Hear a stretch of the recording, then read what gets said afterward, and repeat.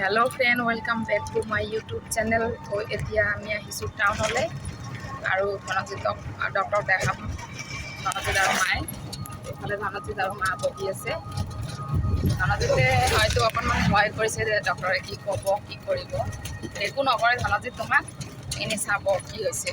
চাওঁ ৰিপৰ্টত কি আহে। ধনজিতে ৰখি আছে, টেনশ্যন হৈ আছে ধনজিতৰ, টেনশ্যন ন ধনজিত?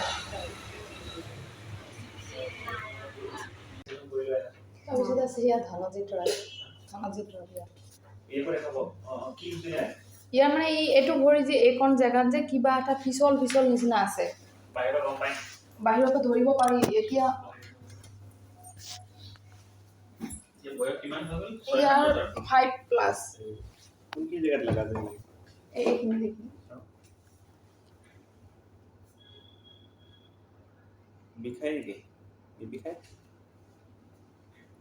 এনেকৈ চালে গম পোৱা হয়, মানে কোনোবা এটা মানে অকণমান এইখিনি মানে ইয়াৰ আগতে সৰু আছিল যে, আৰু তেতিয়া মানে ভালকে ধৰিব পাৰি। এতিয়া অকণ ডাঙৰ হ'ল। এইটো নেকি গোটা নিচিনা লাগিছে এইটো নেকি? এনেকুৱা পিছল কথা এইটো চবৰে থাকে, এইটো নহয়। এনে ফুলি যোৱা যেন লাগে নেকি? ফুলৰ নিচিনা আছিলে, আৰু ভৰি ইয়াত এইবিলাক বিষাই কৰি থাকে। এতিয়া আমি এক্সৰে কৰিম, তেতিয়াহে গম পাম ভৰিত কি হৈছে দুইটাৰে, মাৰ আৰু ধনজিতৰ।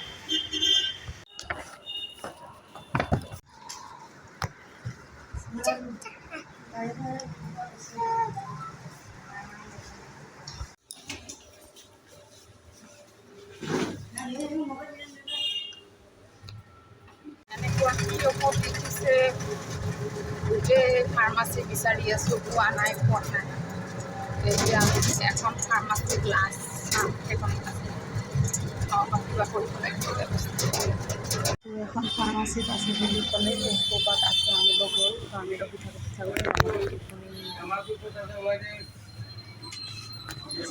গোটেই দিনটো আমি টাউনতে গ'লোঁ, টাউনত ভাগৰি গৈছে।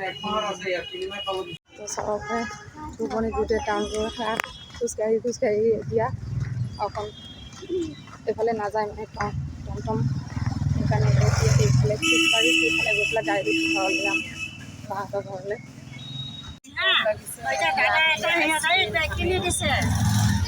ধনজিতে সাৰ পালে, ধনজিতে এটা পেটা খাই পানী খালে আৰু আইচক্ৰীম 3টা ল'লোঁ, ঘৰত গৈ পেলাই খাব দেহাহঁতৰ লগত। এতিয়া ডাইৰেক্ট গৈ পেলাই বাহঁতৰ ঘৰত ৰখাম আৰু।